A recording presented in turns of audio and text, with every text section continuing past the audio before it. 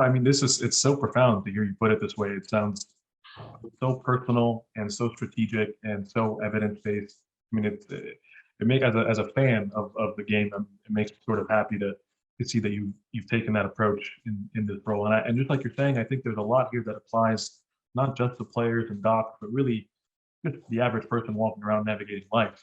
So if you could, I would just love to hear a little bit more about how you incorporated this also into your book. Because I think really anyone watching or listening should be picking this up, immediately. Yeah, once we get off, give me your snail mail address and I'll sign and send a copy. But again, going back to the basics, to me, things have to be simple.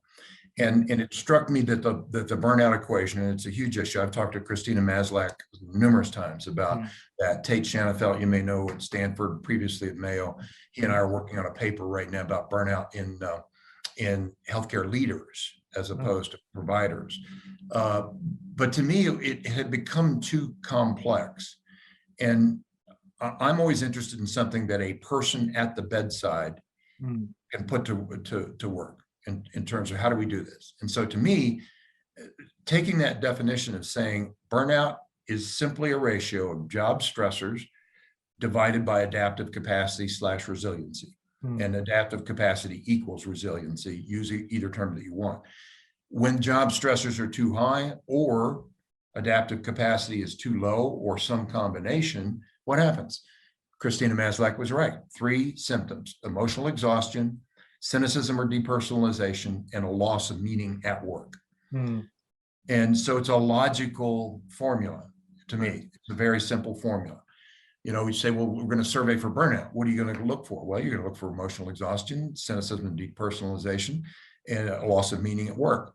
Someone says, I don't feel like I make a difference anymore. Well, I got a pretty good idea where that goes. Burned out. I'm so burned out. Well, that sounds like exhaustion to me. You know what? I don't even care about my patients anymore. Sad to say, we do hear that, or that day. What they really mean is that day. Right. And so if you take that and look at it, and you start to say, what are the factors which comprise it? There's 3. Culture of the organization. Is there a culture for passion? Come back to that in just a second. And resiliency. And number 2, I call it hardwiring flow, probably because I wrote a book called Hardwiring Flow, but it's systems and processes. Are they smart systems and processes? So stop doing stupid stuff, start doing smart stuff. And as you know, we do a lot of stupid stuff in healthcare. Total waste of stuff. Yeah, I mean, do you work for the EHR? Does the EHR work for you? Simple. Yeah. So those 2 comprise the organizational resiliency piece. And then the final part is the issue of personal passion and resiliency. And there are tools around that, one of which you might guess is deep joy, deep needs. If you haven't discovered it, rediscover it. Did you stay true to it? And that, of course, is personal resiliency. But all 3 have to be dealt with if we're going to be serious, because every person is a leader. Lead yourself, lead your team. Every person is involved in a cycle of performance, rest, and recovery, because the job is exacting enough, that's extracting enough, that we have to have recovery to be able to do it. And the third is the work begins within. Don't wait for the organization to fix the culture. And hardwiring flow, work on yourself, work on personal development and leadership. And the organizations that have been most successful, Novant is one, Duke is another, Wellstar, Nova, Brigham and Women's, and all these are chapters in the book under other voices to say, how did people do it in real life? Right. Have invested in the person. Instead of saying, I want you to go to this conference because I want to get better metrics out of you.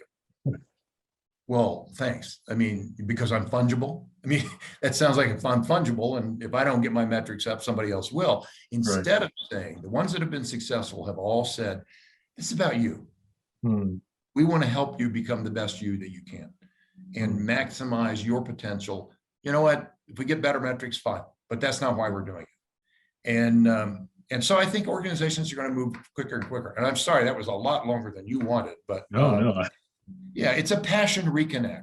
It's reconnecting to that deep joy and deep needs, that sense that I have meaning at work because I signed up for work that's meaningful to do. I love it. I believe in it. I know it's going to extract a cost, but here's how I'm going to maximize my potential. We do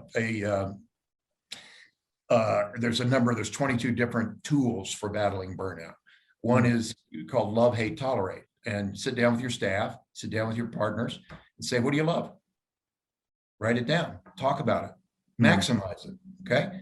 What do you hate? Because there are things you hate, like I hate. EHR might be one of them. Absolutely. Yeah, eliminate it to the extent that you can. Well, how can I eliminate the EHR? Well, you can't eliminate it maybe, but you could have a scribe. You could spend less time in front of the computer and more time creating value in front of the patient. Right. And number three, what do you tolerate? I mean, things you just have to do. And let's see if we can move the EHR from the hate line to the tolerate line and make it work for us instead of us working for the EHR. So simple things like that. But most people feel like, give me a tool, give me a tool. And so we provide 22 tools in there.